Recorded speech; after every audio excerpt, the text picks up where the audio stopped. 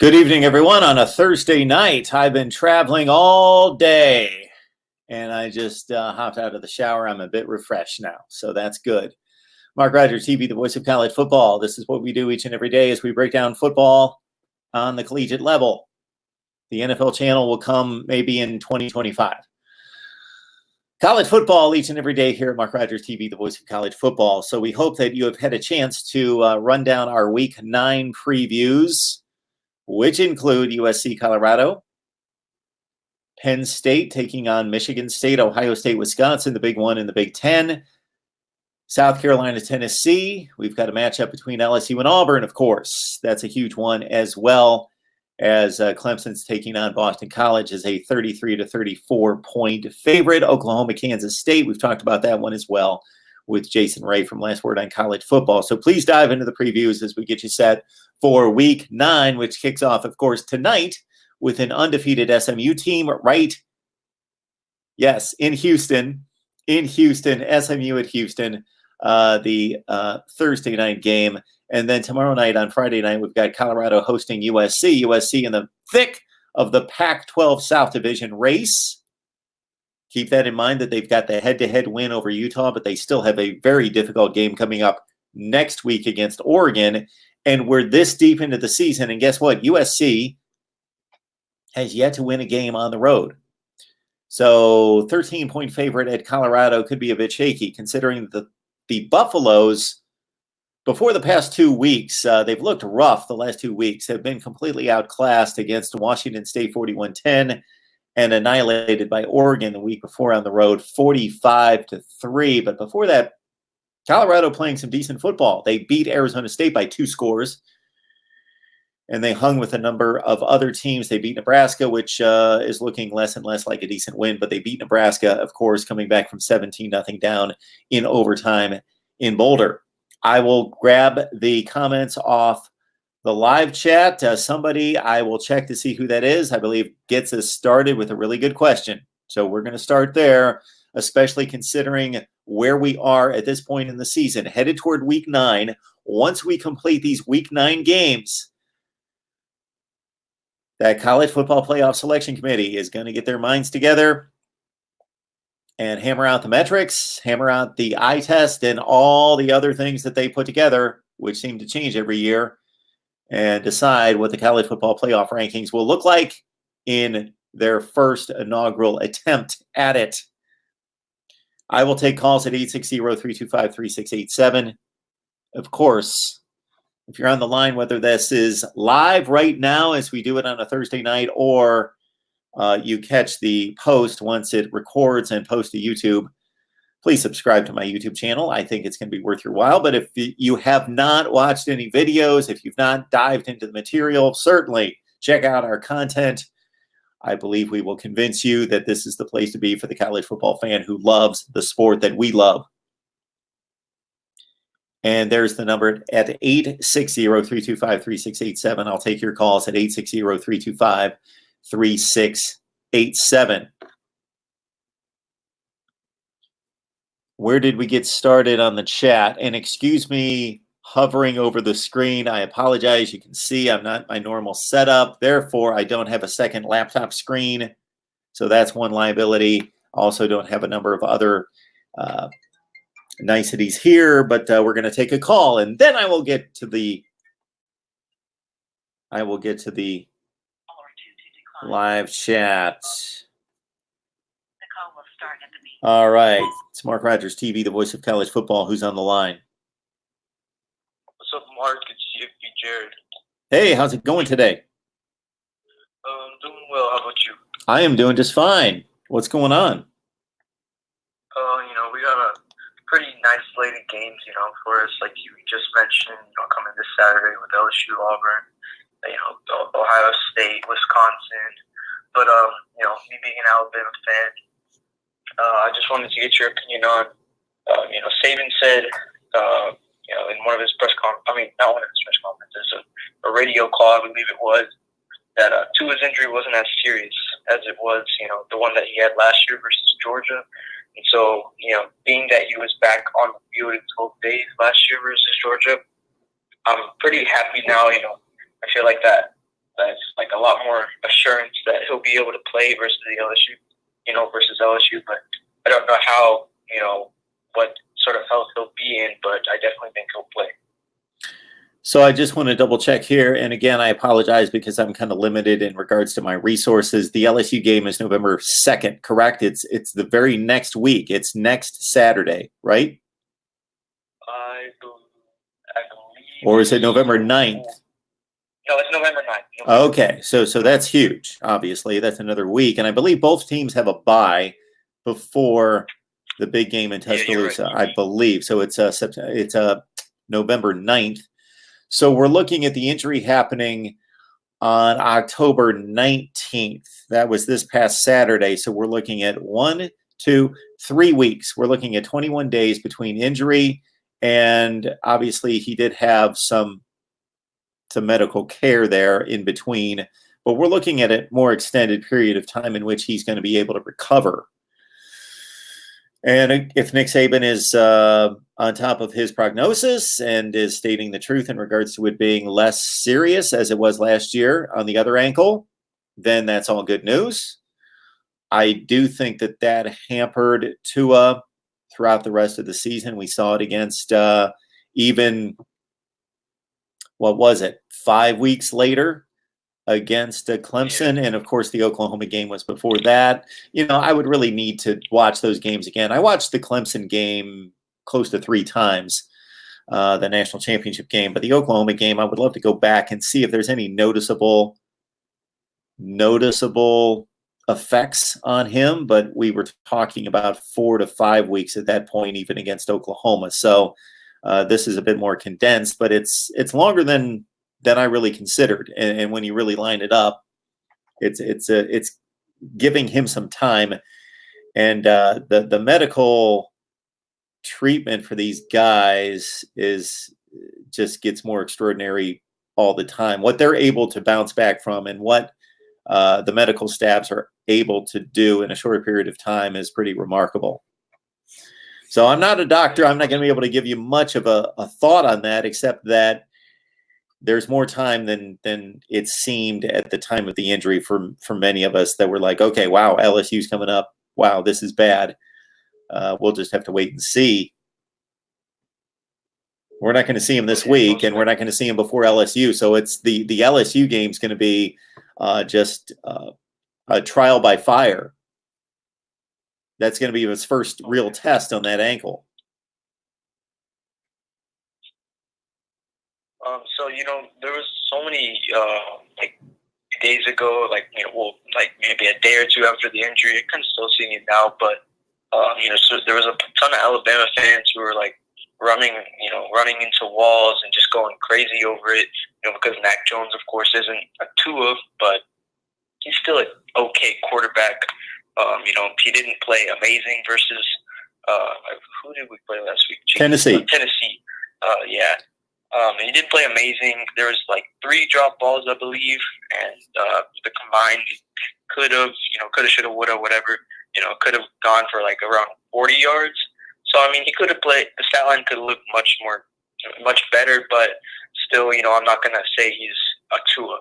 I'm just, say if we trot out Tua versus LSU, and he re-aggravates his injury or whatever, and Mac Jones has to go in the game. I don't have a ton of confidence in Mac Jones, of course, because he's never really played a game. We'll see how he does with Arkansas. But, I'm still optimistic, and I don't think we would win with Mac Jones, but definitely still optimistic. I'm seeing a lot of Alabama fans, kind of going, crazy. But it's just we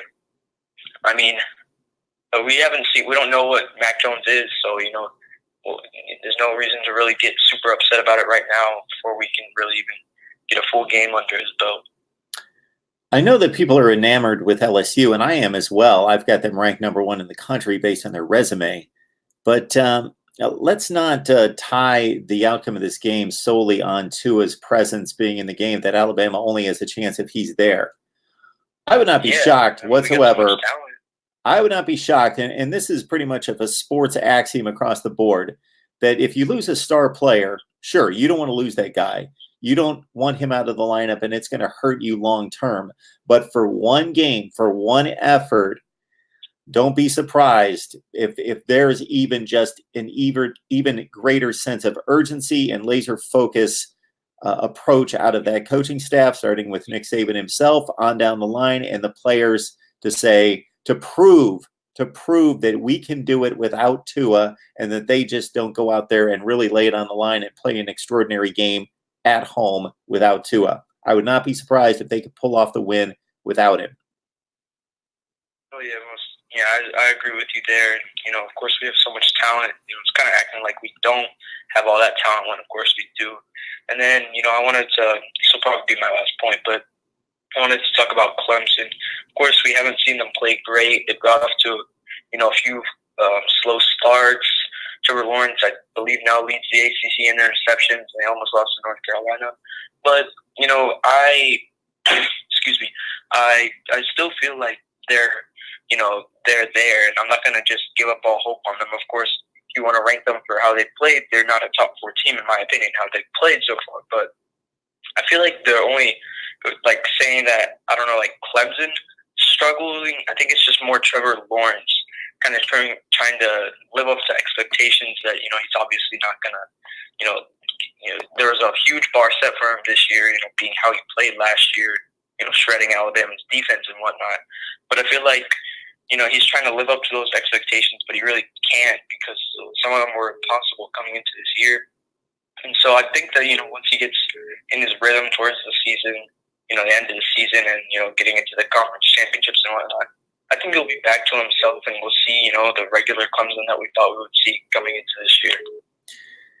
I saw Trevor Lawrence play the entire Texas A&M game. I saw maybe 10 or 15 plays against Louisville because it's Louisville and there were other more important games on. I saw probably at least half the game against North Carolina. And I've seen some other bits and pieces of what he's done. He still is making remarkable NFL type of throws. What he is not doing is protecting the football. He's just making more mistakes than he was last year. He's making the 3 to 5 throws a game, taking a risk or making just a poor decision that he wasn't necessarily doing last year, or defenses weren't taking advantage of the one or two mistakes that he was making per game last year, and it's showing up. He actually threw a touchdown pass against Louisville that was it was impressive that he could make the throw because he was probably standing around the 35 or 40-yard line, and Justin Ross was in the back of the end zone. It was a remarkable throw, but it was not the throw to be making. If he's making that in a tie game or a one-score game against an elite defense, that's not a bright move. But he got away with it, and it was impressive. So the NFL talent is still exceptional. He's still just as good as he was. He's just making a few more mistakes. Oh, yeah, I agree 100%. Just because, of course he's human, but, I think that, of course, he's kind of doing what Tua did last year, trying to force things when they're not there. I don't know if that's that can be directly compared, but I know I'm just seeing little similarities in what Tua was trying to do last year at times. Just trying to be the hero when you don't really have to be and whatnot. But that's it for me, and thanks for taking my call, Mark, and keep up the great work. I appreciate that. You have a good night.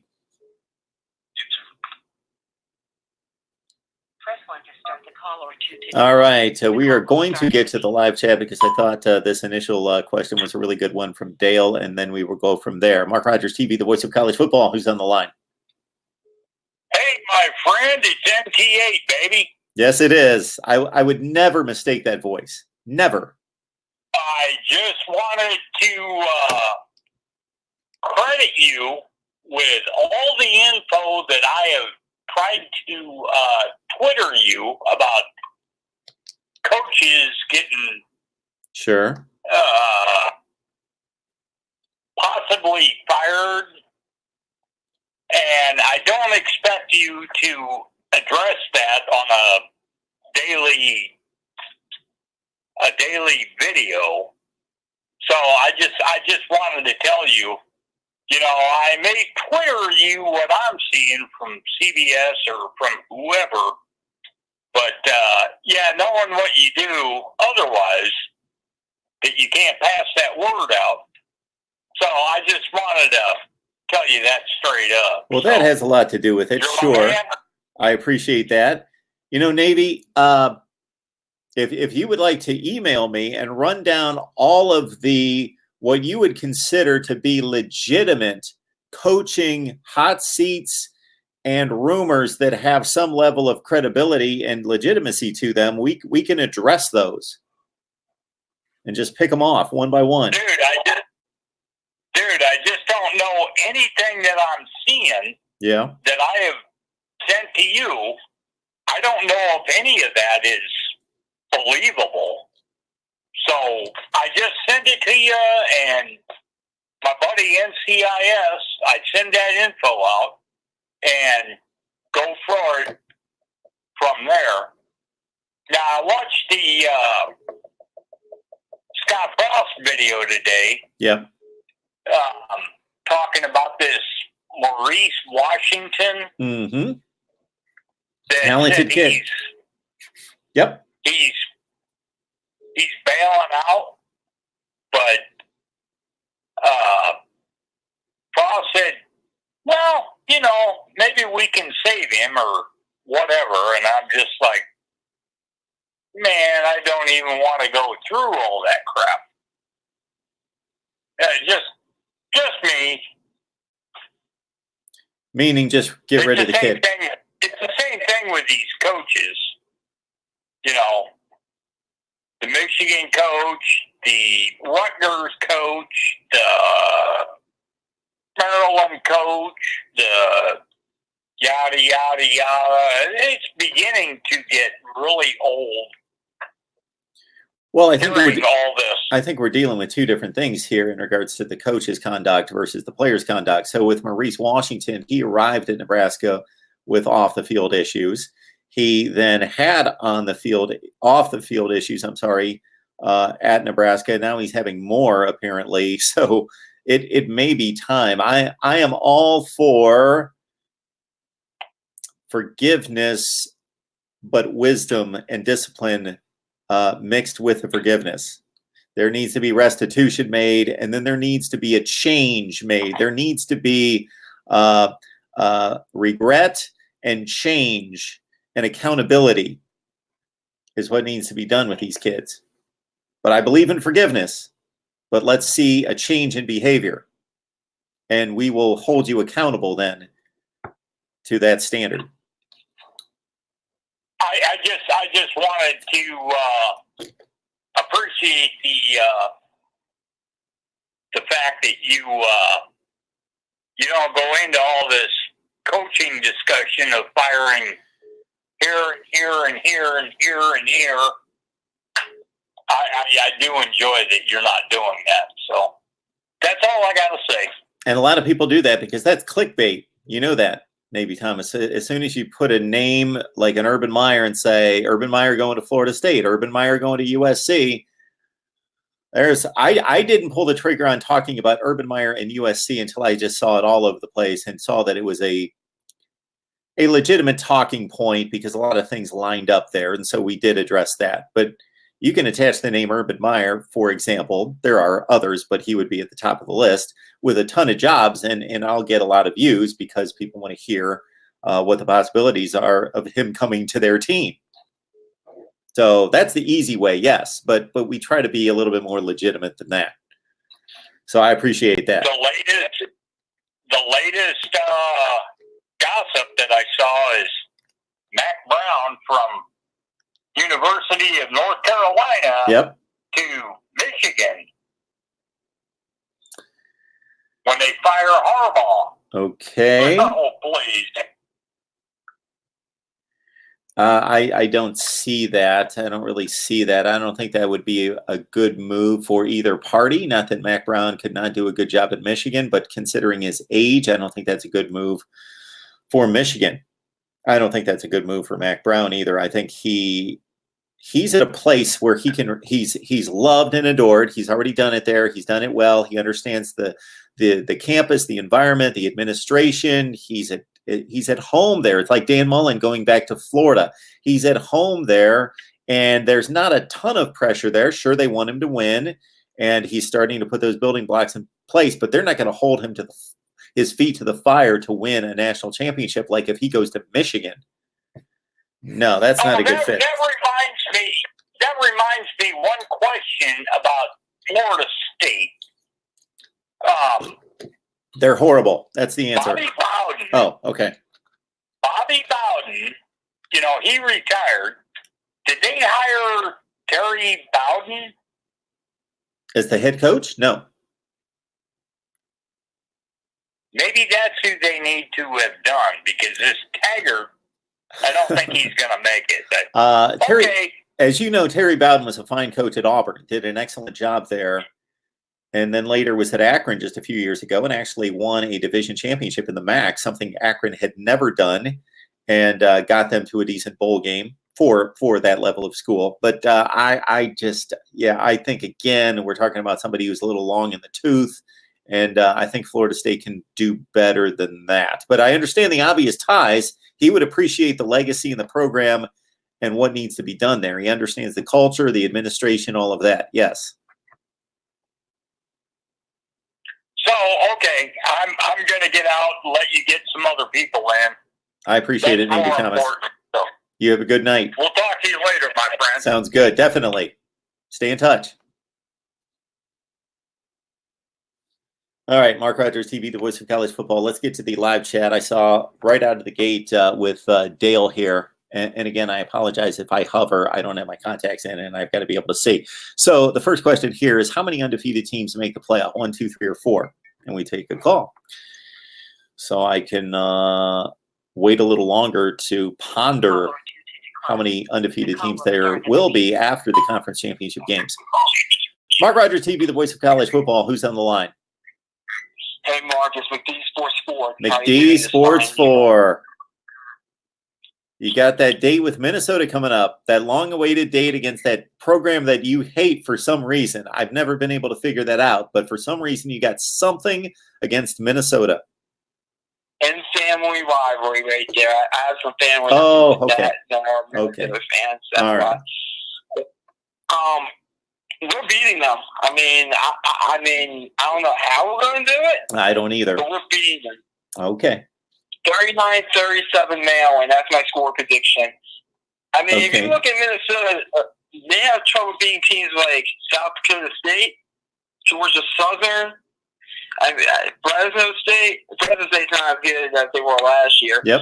But, I mean, congrats. You blew out Illinois with their quarterback got injured. Even though that win all of a sudden is looking pretty good now. And you blew out Nebraska. I mean, this might be Minnesota's toughest game so far this year, if you really look at it. I mean, who have they played? They played Fresno State, Nebraska, and Purdue. They beat Purdue, right? Right? They did. Yes, Purdue. they beat Purdue. But That was a game with a lot of fireworks, a lot of yardage, a lot of points. 38-31, I believe they beat Purdue. so maybe Purdue's their best win. But, Probably. I mean, if we beat them, I mean, I'm going to be honest with you. I hope we beat them. Well, always be honest with me, Best win. McD Sports. Yeah, I'll be honest. Always be honest. All right, here's the deal. If you go to, where's this game being played? Minneapolis. Minneapolis. Okay. Not the toughest place to play in the world, but still a home field advantage for them. And the weather's starting to get a little nasty up there. At least it was last week. Okay. It was? It was a snow game?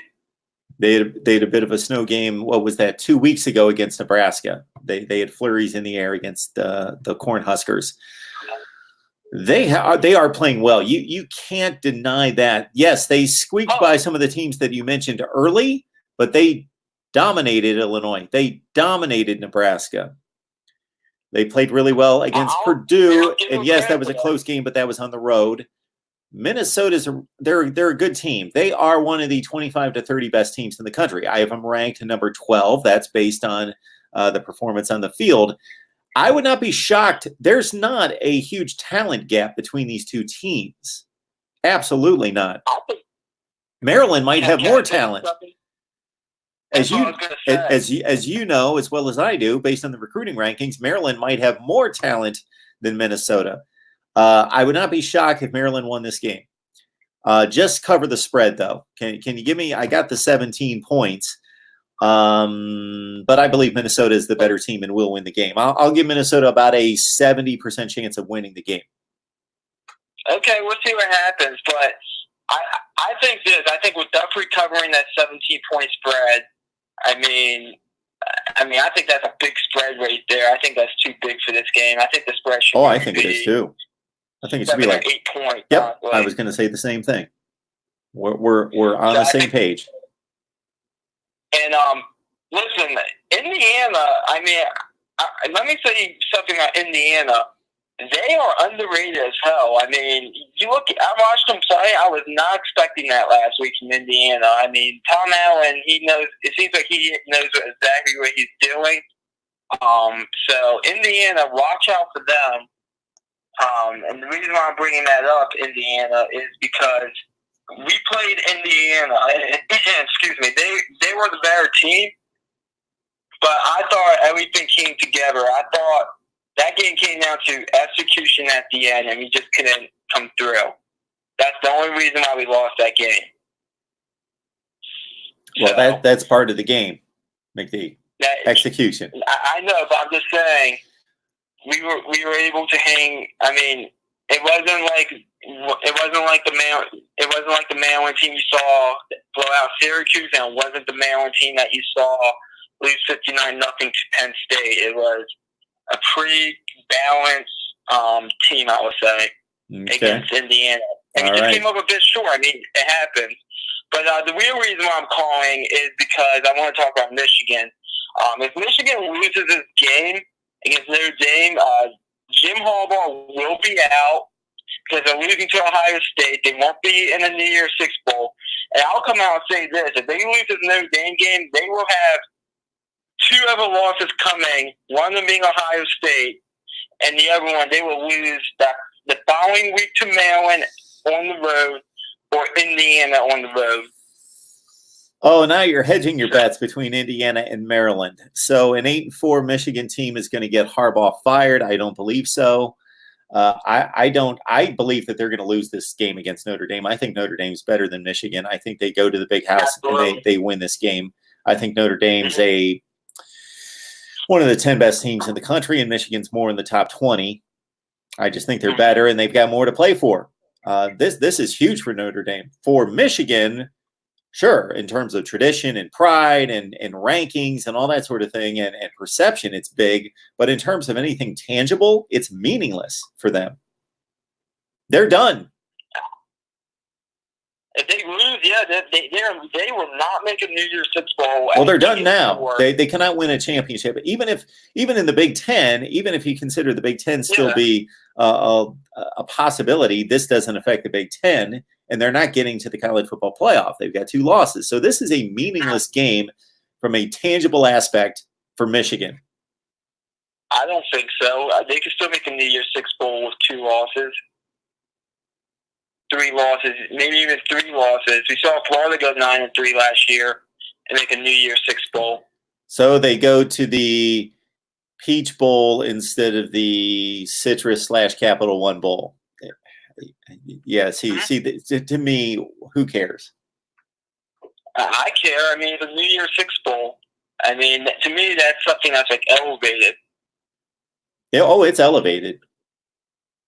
But we have teams playing in the Gator Bowl and the Outback Bowl and the Citrus Bowl that are just as good as the teams playing in some of the New Year's Six Bowls. Not all of them, but some of them. I always use the New Year's Six Bowls as the top. It is. Absolutely, it is. Yep. So that's why I think this game means something to Michigan, because why would you want to be in the Outback Bowl? I'm not saying the Outback Bowl's bad. I'm not saying the Citrus Bowl's bad, but they're decent bowl games, but they're second-tier bowl games. Mm-hmm. Michigan still has a shot at a first-tier bowl game going 9-3, in my opinion. I think a 3-loss team can get into a Tier 1 bowl game. So that's why I think this game's pretty big for Michigan, because if they lose this, they're not even getting into this Tier 2 bowl games like the Citrus or the Outback Bowl. If they lose this Notre Dame game, because I'm telling you, they have a game against Maryland next week. I know I'm kind of a homer on this, right before a bye week. I know me and you, we go back and forth about the trap game. I mean, you think they might slump their way into College Park and maybe go out there, go through the motions, and possibly even lose that game, or they might lose to Indiana before the Ohio State game. On that Indiana game's on the road. Indiana looks like they're going to go at least 7-5. So, in my opinion, I think this game is pretty big for Michigan if they want to even be a Tier 2 bowl game. Because if they lose this game, they're having at least two other losses. One of them being Ohio State, but at least probably two other losses coming. One of them being Ohio State, and then either to Indiana or Maryland. More likely Indiana than Maryland, though. I think the only way they lose to Maryland, honestly, is if they lose a very close game in this one and they feel disappointed and slump their way into College Park. All right, McD. I think we've given everybody their fill on Maryland, Indiana, and Minnesota. I'm just telling you the truth, Mark. Okay. All right. Bye. Have a good one. Go Terps. Press 1 to start the call or All right. It's Mark Rogers TV, the voice of college football. I certainly do want to get to Dale Sherm's question here.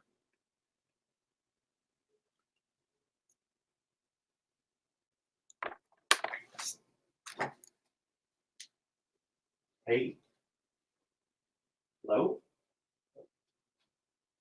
Hey. Hello? Hey.